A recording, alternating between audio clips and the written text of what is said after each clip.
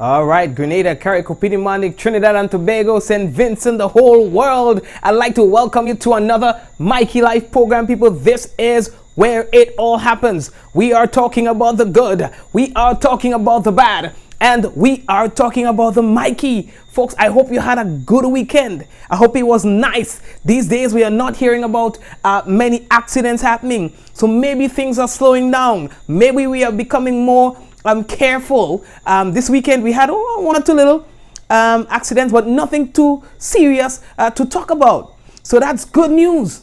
Today we were treated with some good news as well of our nieces and nephews and daughters and sons making it through to the CPEA, getting into a secondary school. So we have a lot of good news in the air that we want to tell you about tonight. So we want to thank you for joining us on another program. Those of you who are viewing via WPG10, we see that you're here. Welcome, welcome, welcome. We are always happy to have you with us as well. We'd like to say welcome to the folks who are viewing via Facebook. People, we know that you are there. You keep the program going. Thank you for so doing. We want to as well encourage you to share the business. You see, when I share the business, that's how other people get to know that the business is happening.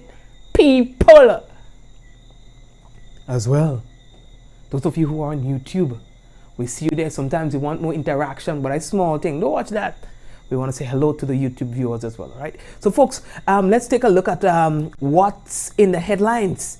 You understand? So Pump It Up March against domestic violence, that's going to be happening on the weekend. Grenadian on drug charge in St. Vincent and the Grenadines. Vendome RC student tops the 2019 CPEA results. St. Andrew teen missing according to police as well. Prison officer found guilty of drug trafficking. We're going to talk about that in a moment, as well as St. John businessman slapped with drug-related charges out on bail right now, okay? Venezuelans now require visas to enter into Trinidad and Tobago.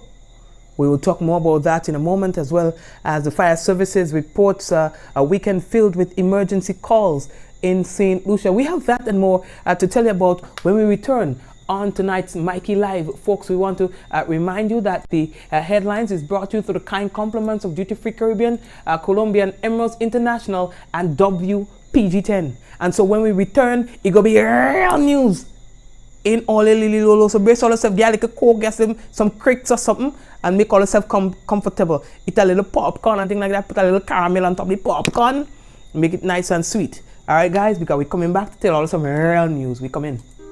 I see trees of green, red roses too. I see them bloom for me and you. I see friends shaking hands, saying, how do you do? They're really saying, I love you. What a wonderful world. We all look forward to our retirement, enjoying our golden years with family, friends, and loved ones. The best way to secure an income during retirement is through investments, savings, and an NIS pension. Thanks to improvements in healthcare, Grenadians are living longer, healthier lives. These years also need to be covered by a pension to guarantee a comfortable life. Today you contribute 9% and retire at age 60. But as benefit expenses continue to rise, and with longer lifespans, the NIS won't be able to provide pensions and other social security benefits at this rate.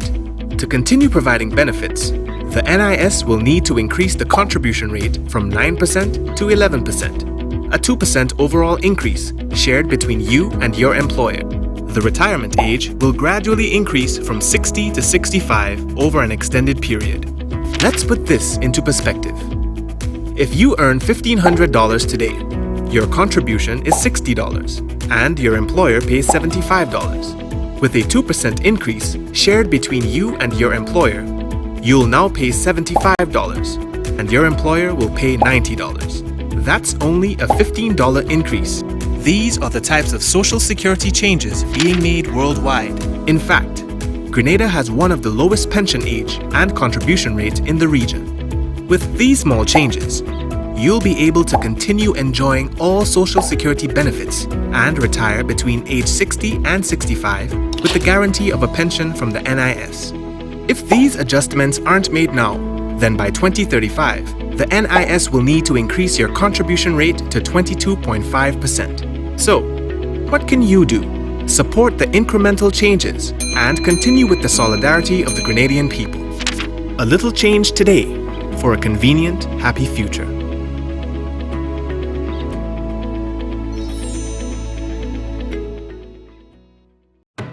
The Courts Home event is finally here. Now's the time to get all you need for your home. Create your sweet retreat with our bedroom ranges. Level up the fan, find something shiny and new for your kitchen. All at the Courts Home event, where we have it all. The 3rd Annual Caribbean Comedy Show. Saturday, August 17th at Spice Basket. Stay locked for more. I ultimate got glass.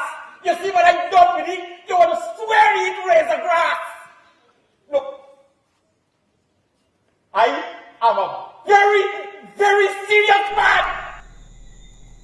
All right, folks, so that's the Caribbean Comedy, and of course that's coming back to Grenada, and you'll be hearing a lot more about the comedy show right here on Mikey Live. Again, so we want to welcome people to the program, folks. There was a little tropical wave that was affecting, that's still currently affecting Trinidad and Tobago, and to a lesser extent Grenada.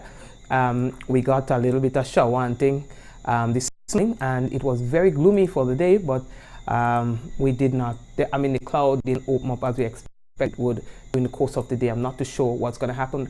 I also have noticed that there was 2 other tropical waves approaching. Whether or not it's going to affect Grenada in the next coming days, I guess much time will tell. All right, so let's see. So we are the people viewing the program. Let's see the first thing that we have to tell all you about tonight, boy.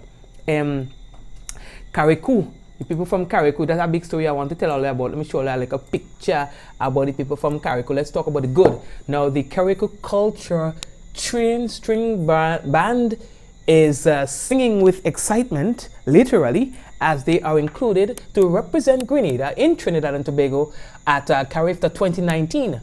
Now, the 9-member group consists of 2 females and 7 males. They were recently formed following their Parang Train stint during the month of December 2018, where they serenaded at various locations throughout the sister isles of Carriacou and Petit Martinique weeks leading up to Christmas. So their efforts did not go in vain. They were recognized.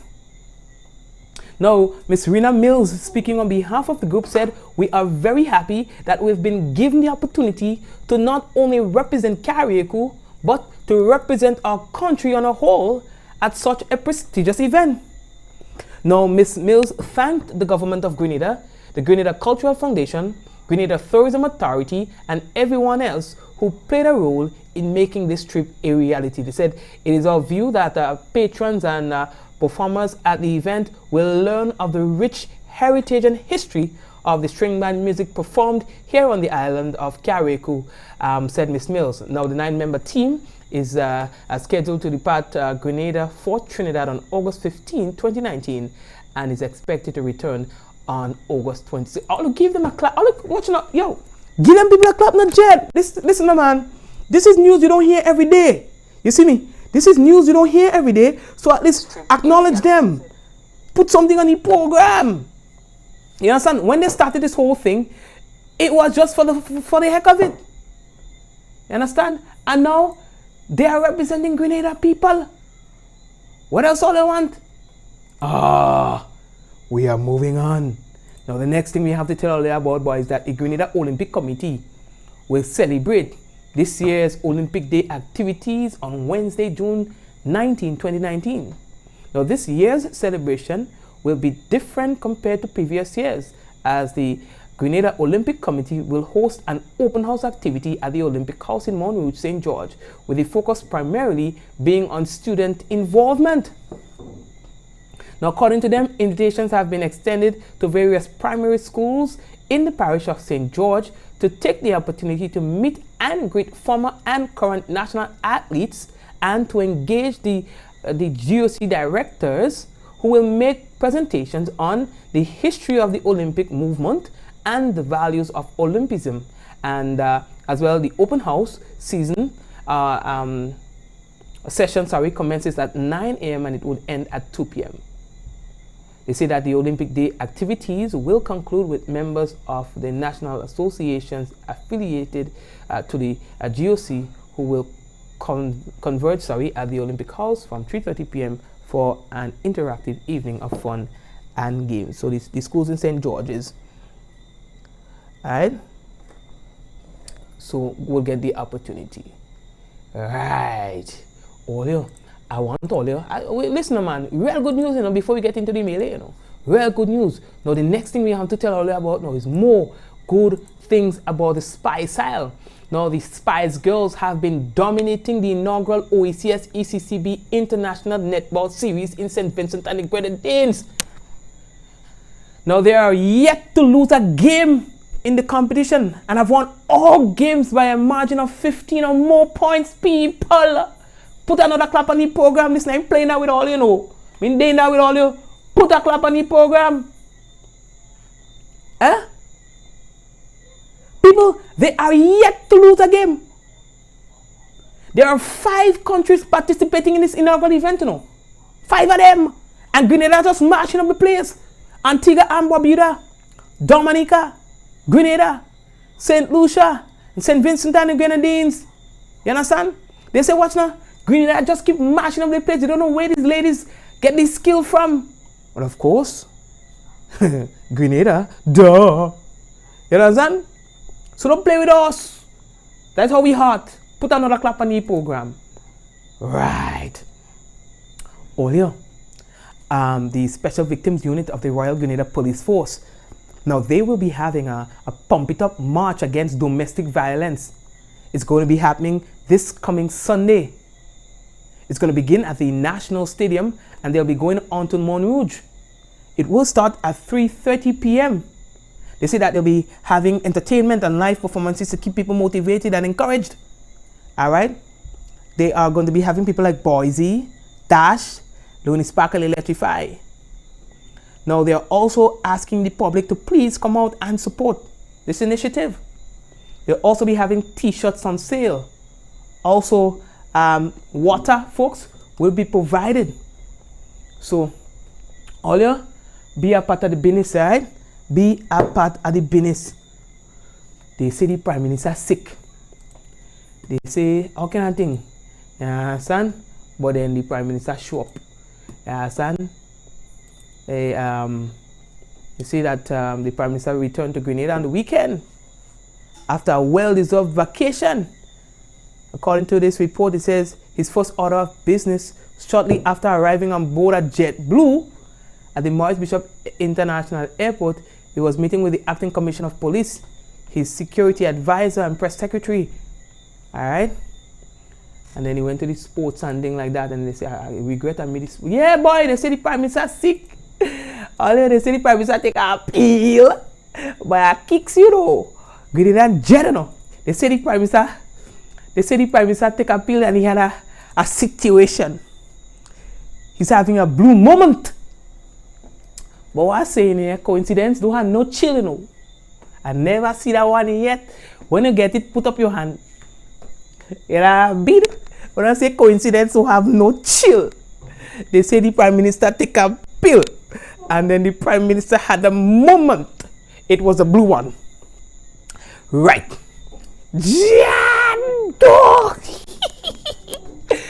Or lately that talk. And then lately that talk. And I beat it. Yeah, we don't have it. Yeah, anyway, lately that talk. Alright, so let's get on into some business right now.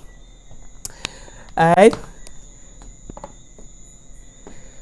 Alright, let me go. Oh yeah. The next thing we have to tell you about, boy. You know, we didn't have news Friday evening. And then don't tell me you're a little get a joke. Because if you don't get a joke, I'm real slow. You need to be observant on the program. You know what I mean? If you don't get a joke, I'm real slow on it. You know what I mean? Anyway, let's leave that talk. Yeah. Right. So Hear this one. There is a Grenadian on drug-related charges in St. Vincent and the Grenadines. Now, we actually monitored a situation or a news article from St. Vincent and the Grenadines, from the Eyewitness News. You know what I mean? Hold on. Let me go and get the picture for you. Yes, all these are compliments. The Eyewitness News in St. Vincent and the Grenadines. A British man has, that's the article, a British man has pleaded guilty to 3 drug charges and not guilty to a 4th, while his Grenadian and Vincentian co-accused have pleaded not guilty on all 4 counts. Said the Kingston Magistrates Court on Friday. Kevin Slaughter, a 57-year-old boat captain of England, pleaded guilty to a charge that on June 13 at Richmond he had in his possession 183,416 grams, which is about 404 pounds of cannabis. He also pleaded guilty to a charge of possession of the marijuana for the purpose of drug trafficking and attempting to export the drug. Slaughter, however, pleaded not guilty to a charge that he conspired with others to export the drug. The other accused men are Vincentian Kenroy Edwards, a 31-year-old chauffeur, and Javid Chetram, a 23-year-old sailor of Grenada. All right? It goes on and on and on, blah, blah, blah, blah, blah, blah, blah, blah. And right, anyway, so yeah, so this Grenadian would have gotten himself in a little trouble with the law. All right, we are moving on. I'll look at check out the Eyewitness too, you know, the website, and you know, to get a full story on the business. How we looking? Yeah, a little slow, man. I'll taking a whole day to figure out like a joke a month, or I'll taking a whole night to figure out it. Oh, yeah. CPEA results came out today, and guess what? A student. Hold on, let me get a picture of the child. Vendom RC. Kimaya S.J. Richards. The nation's leading scorer in the 2019 CPEA examinations. Richards top scored with a grade of 490 out of a maximum possible score of 500, as compared to 481 in 2018. Now they say that she will be attending the St. Joseph's Convent, St. George's, which received 5 out of the top 10 scores of the examination. Now, Samuel Roberts from the Mount Rose SDA was 1 point shy of tying with Richards. All right, 489. Now, Samuel Roberts will attend the Grenada SDA Comprehensive. Hope Diali of the Samaritan Presbyterian School rounded out the top 3, tying with Roberts with 489 points to attend the McDonald College. You understand? Now, the CPEA comprises of 2 components. The internal assessment, which is out of which is 40% of the total score, and the external assessment, which is 60% of the total score. They had to do projects and all those kind of things, you know what I mean? Yo, them children bright. Them children did really good this time around. 1,949 students were registered for the assessment. This includes 1,011 males and 938 females. However, 1,931 students wrote the examination component of the external component of the assessment, while 1,946 students participated in the internal aspect. 1,799 students were assigned to secondary school throughout Grenada, Carriacou, and Petit Martinique. This number includes 902 males and 897 females. Therefore, 147 students were retained at the primary school level, 41 females and 109 males. Now, these students will have an opportunity to write the assessment in 2020 if eligible, or the National School Leaving Examination. Now, in 2018, 2,026 students were registered for the assessment. 1,084 were males and 942 were females. However, 1,808 students were assigned to secondary schools. Now, the highest score attained in the assessment was 490 out of a maximum possible score of 500, as compared to the 481 in 2018. Now, the lowest score obtained was 7, compared to 91 in 2018. Now, the national mean was 71.68, and the standard deviation 14.90. Now, folks, they say that 14.90, 14.14. They say this reflects an increase of 2.87 when compared to 2017's 68.81. 92.4% of the CPEA candidates writing the assessment procured 50% or above in the assessment.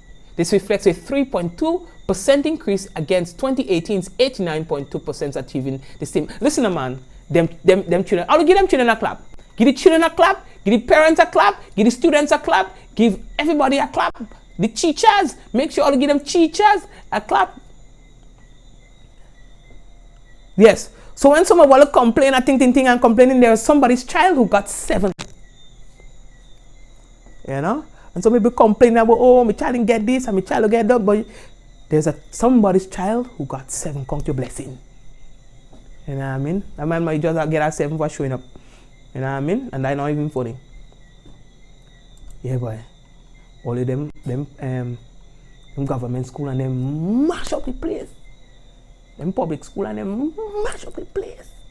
You understand? And we have more. We have more data for, you know, when it comes to data and numerics and things. I love it, but we don't have time on the program for that. Not tonight. You know what I mean? Yeah, we have time. So maybe, in fact, you could check out our website. We have things on our website. But that child bright, you know. Yeah, 490 points. Bright like a bulb. All right, audio. The next thing that we have to tell you about is about a missing teen. And we have received this information from the public, from the police, seeking the public's intervention in resolving this, in getting her home. The police are seeking your assistance, locating Simora Alad, 15 years old, you know, Subi St. Andrew. Yeah? She was last seen on Tuesday, 11th June 2019, about 5:35 p.m. wearing a white top and a black shirt. She's approximately 5 feet 6 inches in height, slim build and dark in complexion with black hair. Anyone seen Simora Alad or has any information about her whereabouts, you're asked to contact the Grenville Police Station at 442-7224, Police Emergency at 911, Police Hotline at 444-1958, or the nearest police station. You understand? So order, please help out the situation. Yeah. Right. Usually, I mean, we see them returning home after a few days, but this one has been a while, since the 11th to know. Today's the 17th to know. You know? I'll have to call the police to get some more details on this, because today's the 17th. You know, usually it's about a 2-day thing, at least, you know. You never go up to all this long time. Anyway. Gotta tell all you, we didn't get to do all the in paper segment and thing Friday because we had like a session, you know. And as we get closer to Carnival, we'll give all the more sessions. But according to the Informer, a 56-year-old senior ranked prison officer who was arrested by his peers in September of 2017, moments after reporting for duty, has been found guilty of drug trafficking. Now, Daniel Charles, a resident of Grove, St. John, who has been off the job since the incident, had the judgment of the court handed down against him on Tuesday by Chief Magistrate Tamara Gill. He having pleaded not guilty to the charges laid against him and therefore embarked on a summary hearing. Charles was slapped with charges of drug trafficking and possession of a controlled drug with intention to supply. Those charges were laid shortly after a routine search of Charles's possession, as he reported for duty that day revealed a quantity of the banned drug marijuana. Now, according to sources, the drug was found hidden beneath some clothes inside Charles's bag by officers that was stationed at the prison checkpoint. Charles's defense in the matter was laid by attorney at law Arlie Gill, who argued that the package was given to his client to be delivered to an inmate, but he had no idea what the package contained. In fact, he added that the package was left in his possession the night before, and therefore he had sufficient time to dispose of it prior to the security checkpoint if he knew what it contained. Now, the prosecution, on the other hand, contended that having worked at the prison for 30 years, Charles was of the view that the security guard would have trusted him and allowed him to pass without a normal check. This, it turned out, was not the case, and even after Charles told the officer he only had a pack of crackers, he was still subjected to the normal search when the package was found. Now, after listening to arguments from both sides, Magistrate Gill ruled in favor of the prosecution's claiming that she believes Charles knew what was inside the bag. Charles was therefore fined $8,000 to be paid in 6 months, or in default, serve 18 months in prison. All right, and that's according to the Grenada Informer. We also have another story to update you on, and it involves a St. John businessman. And according to the Grenada Informer, a well-known businessman from the village of Black Bay in St. John, who in recent times has established himself in the oil-making business, is presently on $80,000 bail, slapped with 3 counts of drug-related offenses.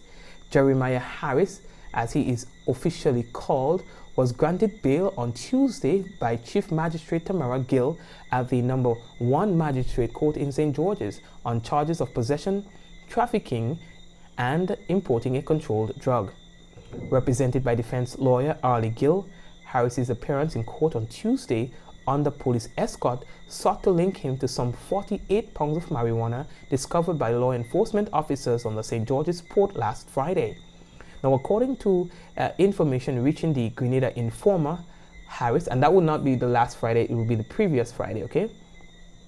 Harris had just disembarked from one of the inter-island ferries with some 25 bags of coconut coming from St. Vincent when officers attached to the drug squad showed up and decided to search the bag. Now, this newspaper learned that moments after the officers announced their intention to search the bags, Harris fled the scene and was caught 1 day after in St. John. The officers we were told, on searching the bags, discovered 48 pounds of marijuana with an estimated street value of $108,864.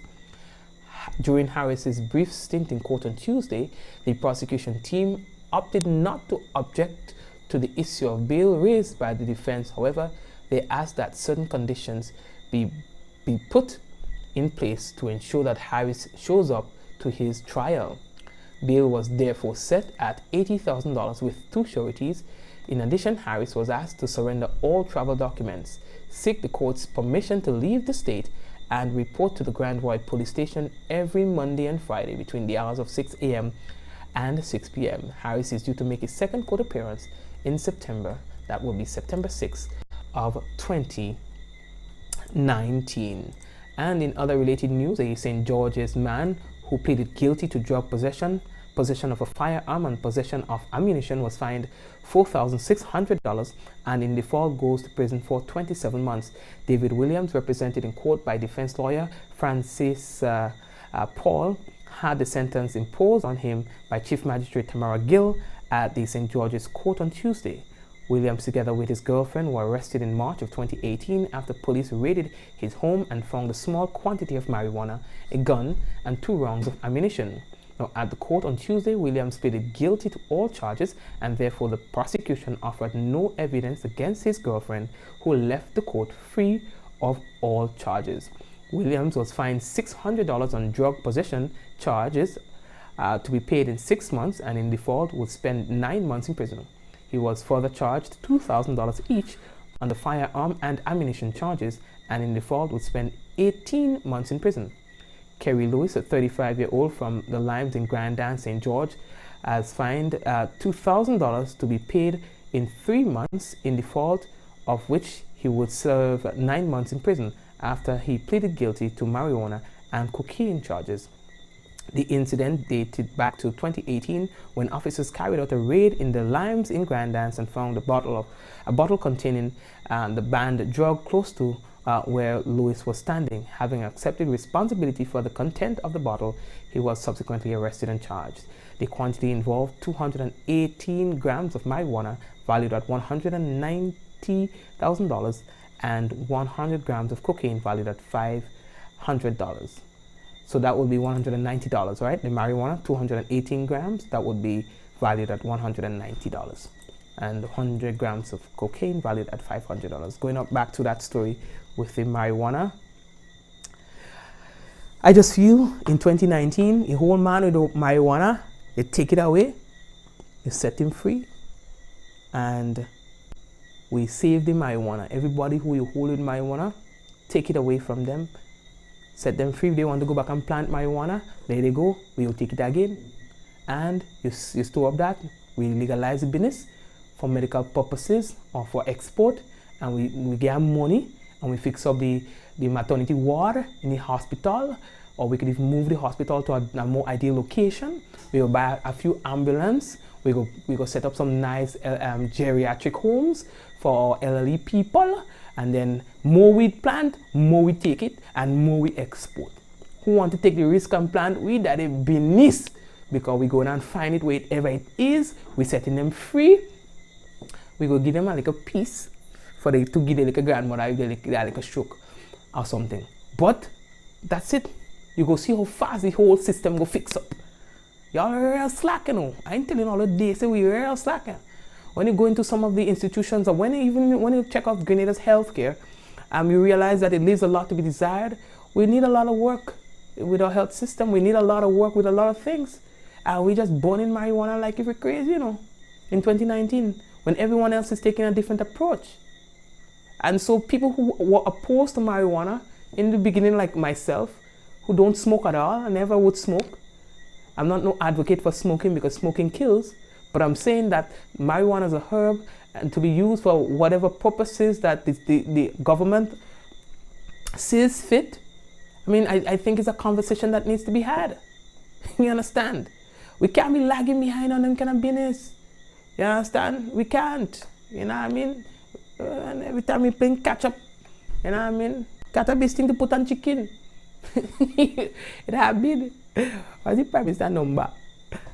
Get a call, we're going to talk about an approach. You know what I mean? Anyway, let's leave that talk there. Alright, so folks, we have a lot of things to tell you about when we come back. There was some flooding in Trinidad and Tobago today and yesterday as a result of the tropical wave that they experienced. We're going to talk to you about that. Venezuelans now require visas to enter into Trinidad and Tobago. We want to talk to you about that as well. Fire Services reports weekend filled with emergency calls in St. Lucia. We want to talk to you about that as well. So we have everything to tell all you about. So all you brace all yourself now, man. All right, we're coming back in a while. I want to say hello to all the people who are on the program for the first time. Stay tuned. This is your year of mega breakthrough. Don't miss the prophetic camp meeting with international guest speaker Prophet Janelle Brown in Grenada at the Grenada Youth Cultural and Recreational Center, Moulin Rouge, Grenades. Friday, June 21st at 6:30 p.m. Saturday, June 22nd at 6:30 p.m. and Sunday, June 23rd at 6:30 p.m. Come believing God for your healing and breakthrough. This is your year of mega breakthrough. The Child Protection Authority.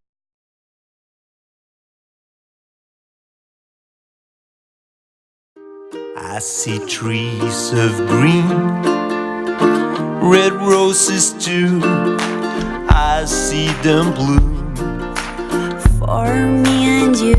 I see friends shaking hands, saying, how do you do? They're really saying, I love you. What a wonderful world.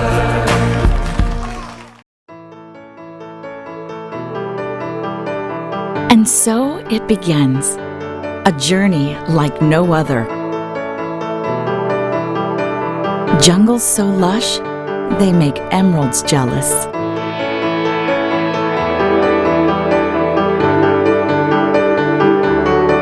Water that sparkles like diamonds.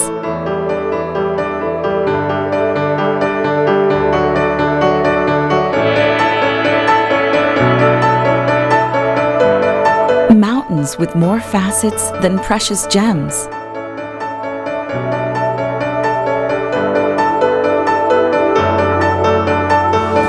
This is where good times are had, where love is strengthened, where memories are formed.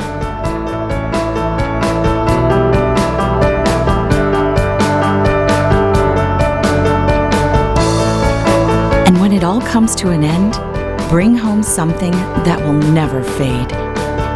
Colombian Emeralds International. Bring home more than a memory.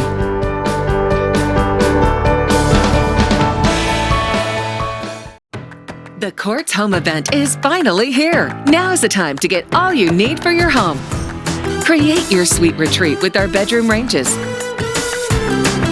Level up the family room with high-definition TVs, entertainment systems. Comfy sofas or sectionals. Enjoy more home dining with a new set. Getting into home fitness? We've got that too. And find something shiny and new for your kitchen. All at the Courts Home event, where we have it all.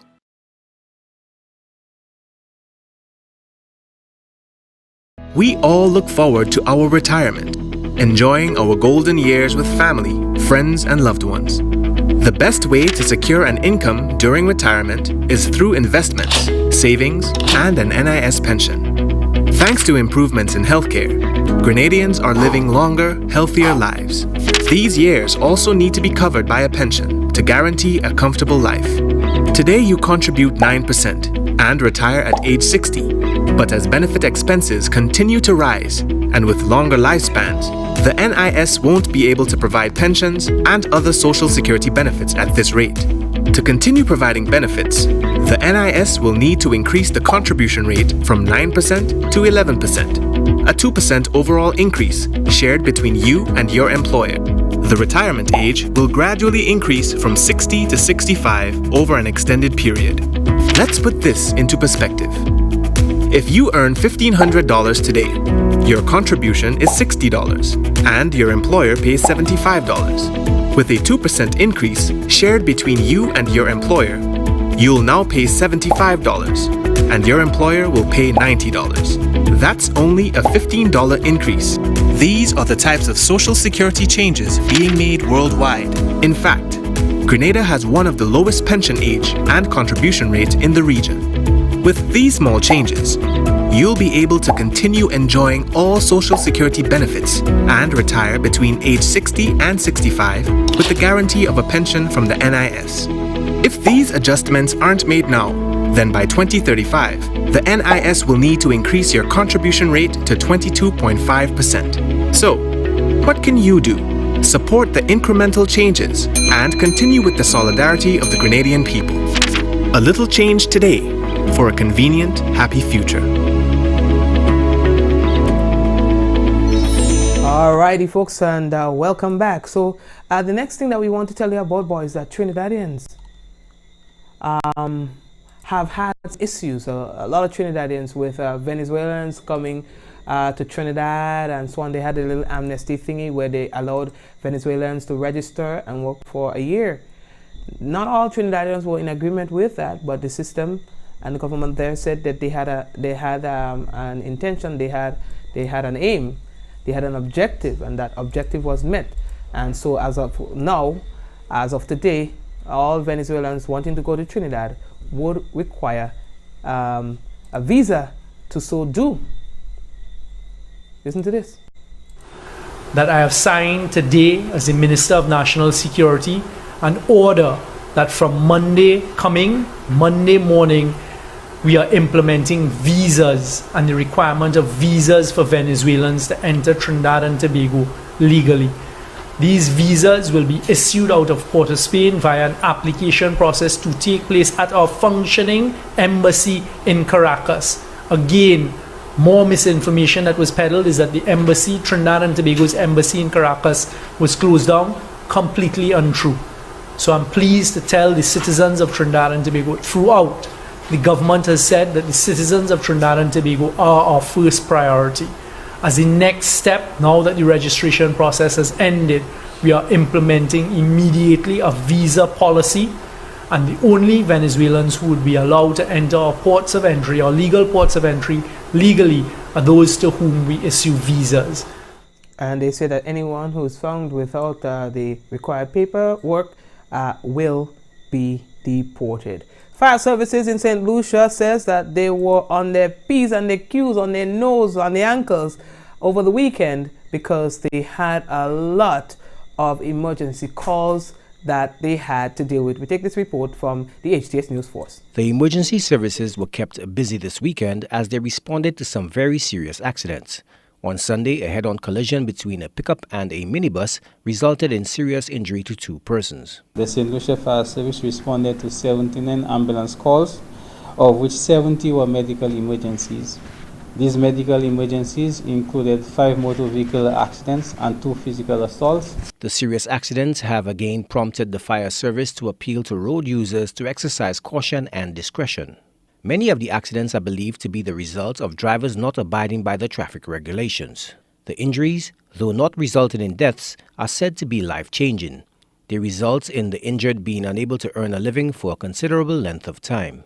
On Sunday, June 16, at approximately 3:40 p.m., fire officers from the Barbono Fire Station responded to a motor vehicle accident at Jiracako. That incident involved 2 motor cars.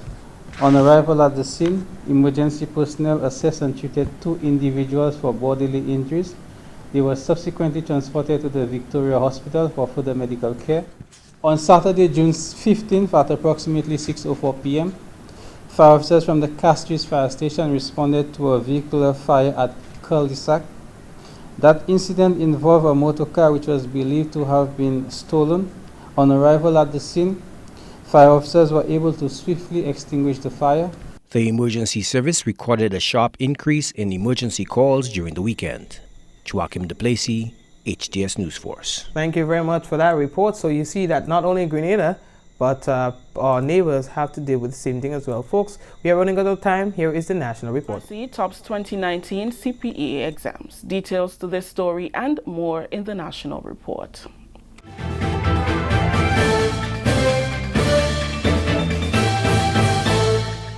With the details to the news for Monday, June 17th, I am Rikisha St. Louis. Following an unexpected delay, there was much excitement across the Tri-Island Monday as students and educators anxiously awaited the release of the CPA results. There was great jubilation among several schools who made it into the top 3 positions, some for the first time. One of these schools, Vendom RC, is in celebratory mood after one of its own topped the 2019 CPA exams. Kimaya Richards scored 490 points to take the top position. It was just 1 point more than that scored by Samuel Roberts of Mount Rose SDA, Hope Diali of Samaritan Presbyterian, and Joseph De Sousa of Westmoreland Junior School, who all scored 489 points to tie for second place. Eden Otway of Alpha Junior placed fifth with 488 points, while Dwight Gibbs from St. Andrew's Methodist, Micah Pinnock of St. George's Anglican, and Leanne Williamson of Westmoreland Junior placed sixth with 487. The ninth position was taken by Nicole Penny of Alpha Junior with 486 points, while position number 10 was taken by Aisha Peters of St. George's Anglican and Khalil Rahman of Westmoreland Junior with 483 points.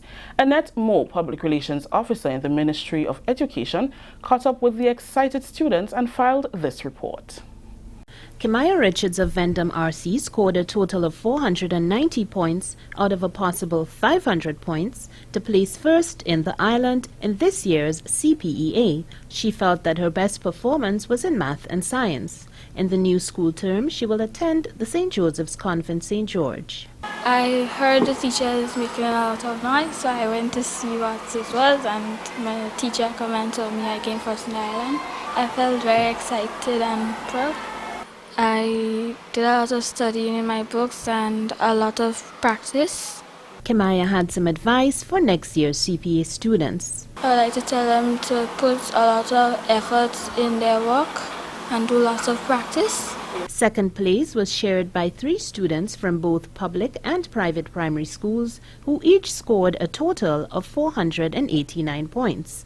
They are Samuel Roberts of the Mount Rose SDA School, Hope Diali of the Samaritan Presbyterian School, and Joseph De Sousa of the Westmoreland Junior School. Miss Frederick, our teacher, came in the class and announced that I had placed second in the island, and I was very excited, yes. Yeah.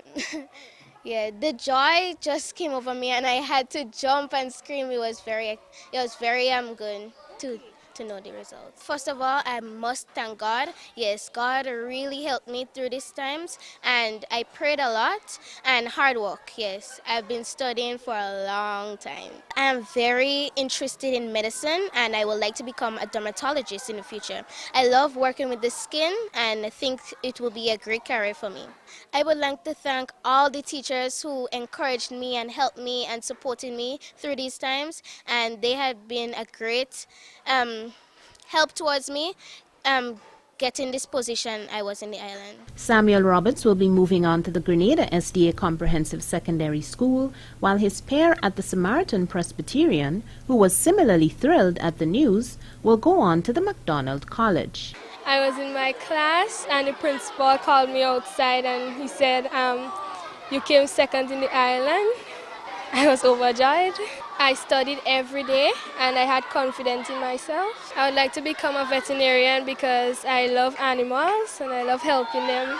I would like to thank my mommy, and I'd like to thank my grandma, my teachers, my principal, my friends for helping me, Mr. Hutchinson, and yeah. Hope also had words of wisdom for other students. I'd like to tell them that you just need to study very hard and have confidence in yourself that you can do it. Westmoreland's Joseph De Sousa spoke with us about his achievement. I'm very happy. I studied by reviewing my work and trying to understand it and practicing. I want to thank God and my family members and teachers for supporting me and teaching me. I'm going to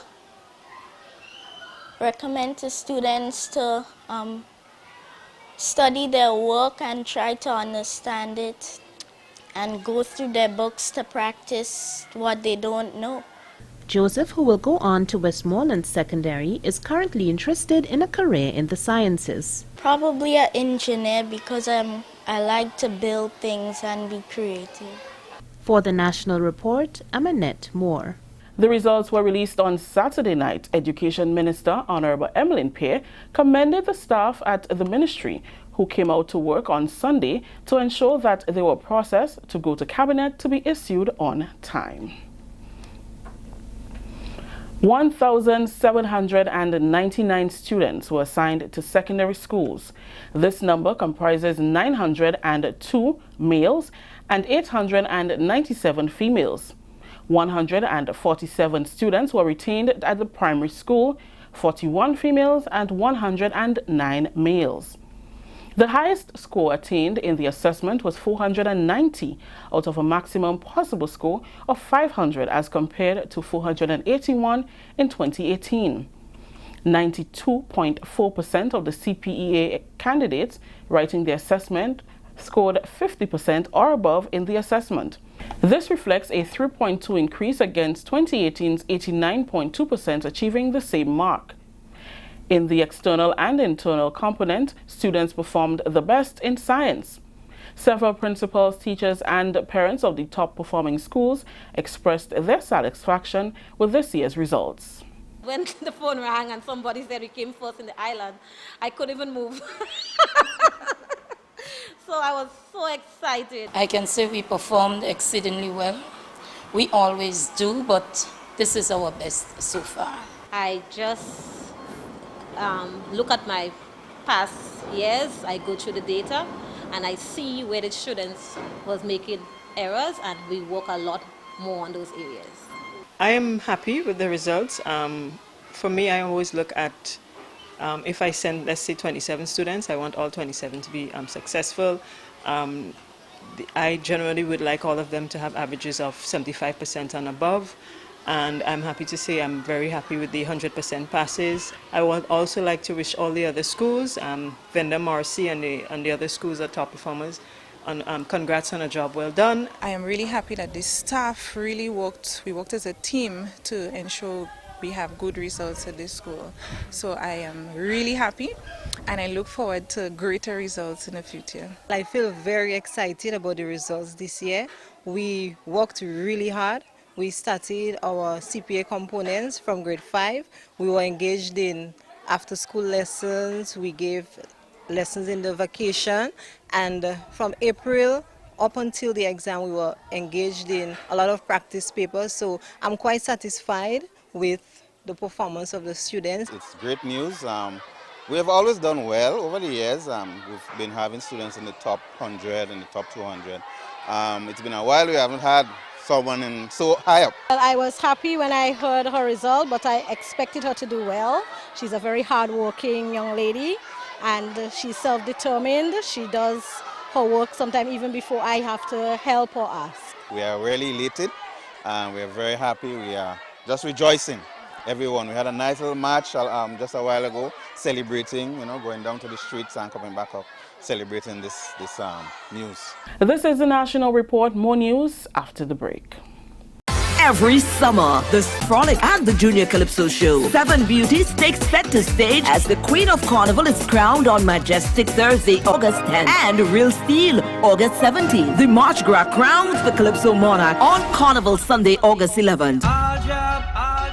2 days of frolicking in the Caribbean sun kicks off on Monday morning, August 12th, with the biggest duvet in the world, followed by pageant and Monday night mass. The creativity and splendor of our mass parades on the road Carnival Tuesday, August 13th. Join us in the Jab Nation of Grenada, August 8th to 12th for Spice Mass 2019. Many events, one carnival.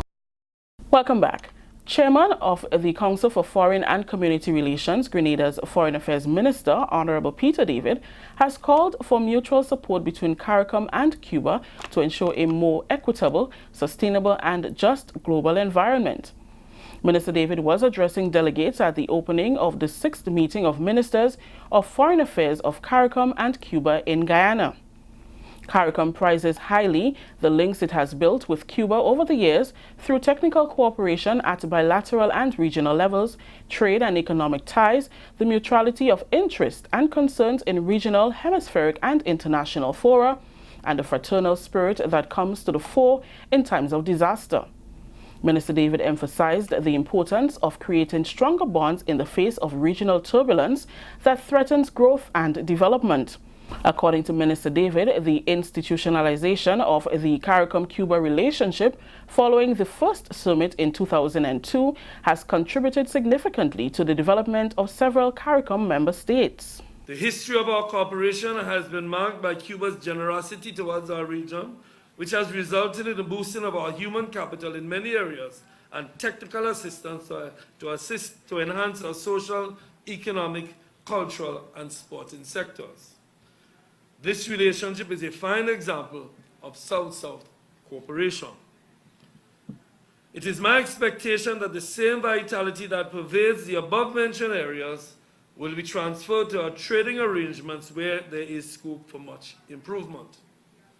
I can assure you, Minister, that the Caribbean community will continue its tradition of diplomatic support to Cuba in international fora as we work together to ensure a more equitable and just global environment.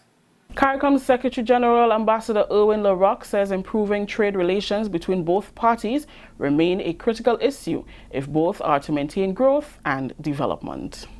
In November 2017, I had the pleasure to sign on behalf of CARICOM the second protocol to the Trade and Economic Cooperation Agreement with Cuba, which expanded preferential access to both parties. It is our hope that discussions at this meeting will provide an opportunity to advance measures needed to give effect to the protocol. There are other matters related to improving trade relations which call for discussion at the level of the Joint Commission, which last met in 2017. I believe that the Joint Commission should meet as soon as possible to build on the momentum from this meeting. That story just ended the national report for today, Monday, June 17th. Let's recap. Thank you very much, Rikisha, and everyone else who were part of the production of the National Report. It's now time to take a look and see what the weather offers for tonight and the following day. Weather is expected to be partly cloudy to cloudy with light showers and a low chance of thunder. Tonight's minimum temperature is expected to be about 24 degrees Celsius. Winds northeasterly to east-southeasterly at 10 to 20 miles per hour, gusting higher at times. Seas moderate, waves up to 8 feet in open waters. And your weather for tomorrow, partly cloudy to cloudy with a few morning showers and a low chance of thunder, a medium chance of nighttime showers. Tomorrow's minimum temperature 25 degrees Celsius, max 31. Winds easterly to southeasterly at 13 to 23 miles per hour, gusting higher at times. Seas moderate, waves up to 8 feet in open waters. There's a small craft advisory that will be in effect for tomorrow, God's willing. And that's your weather report. And so we know that there's a good chance of rain for tonight based on the graphic on your screen. And folks, that's it for tonight. I want to thank every one of you for logging on. Everyone, you know who you are. Thank you, thank you, thank you. And of course, we got big up audio individually. Tomorrow, God's willing. We have exhausted all our television time for tonight, so we have to run for now, all right? But again, thank you, and good night to you and your family, everyone else, those of you who are on Facebook, YouTube, and WPG10. Thank you again for viewing, and this has been another Mikey Live program. In 5, 4, 3, 2, 1, we all say, ja! No! Good night, everyone.